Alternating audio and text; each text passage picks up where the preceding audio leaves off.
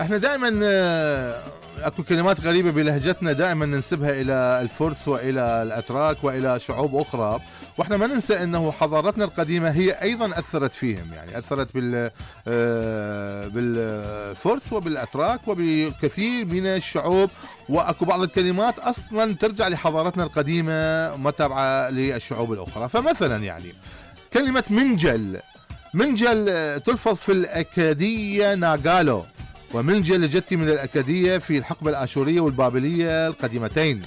شرخ العجلة نقول شرخ، ومعناتها اسطوانة وعجلة أو شكل مدور. هذه الكلمة السومرية الأصل، ومنها اشتقت كلمة الكرخ خرصافة، فللتعبير عن بغداد المدورة.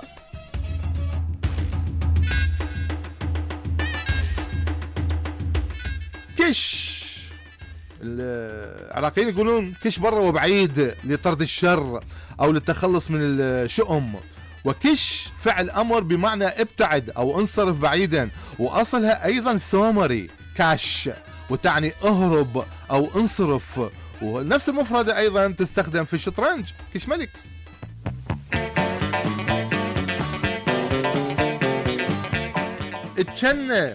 تشنة هي زوجة الابن، وهي مفردة أيضا سومرية أصلها جن وتطلق على الجارية.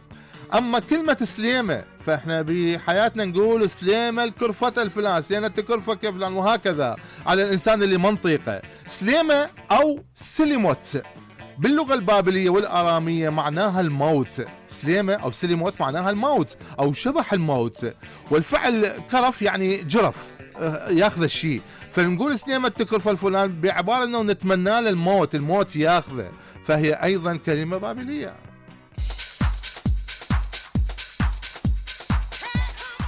طرعوزي هو خيار القثاء، ونسميه احنا بالعامية ترعوزي. ترعوزي هي أو كلمة ترعوز قرية قرب حران. حران هي يعني أو حاران يسموها، مدينة قديمة في بلاد ما بين النهرين على في جنوب شرق تركيا. معنى ترعوزي باب الزهرة، وكانوا صابئة حران يزرعون هذا النبات الحلو في أطرافها، واللي ينتسب إلى عائلة الخيار والبطيخ لفوائده الطبية. بس هسه من يستخدم ترعوزي؟ ما دا أسمع حد يقول ترعوزي.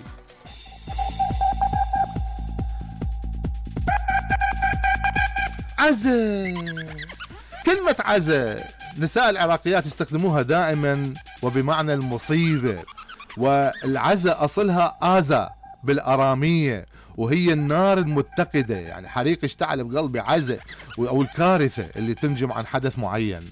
أما كلمة بوري يستخدموها العراقيين للدلالة على الأنبوب. كلمة بوري هي كلمة عراقية أكادية قديمة معناتها قصبة البردي المجوفة، هو النبات المشهور اللي ينبت بهوار العراق، ومنها جت كلمة بارية وجمعها بواري أي حصيرة القصب.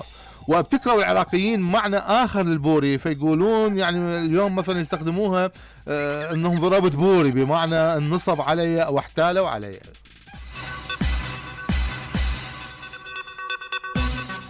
واخيرا دوش على وزن خوش، دوش يقولون العراقيين عن اللحمة الدهينة لحمة دوش. وكلمة دشن هي السمين بالآرامية، السمين يقولون عليها دشن، تحولت صارت دوش. ومنها أيضا كلمة اسم دشنة أو دجنة، وهاي أيضا بالآرامية بمعنى المرأة السمينة الدهينة المربربة.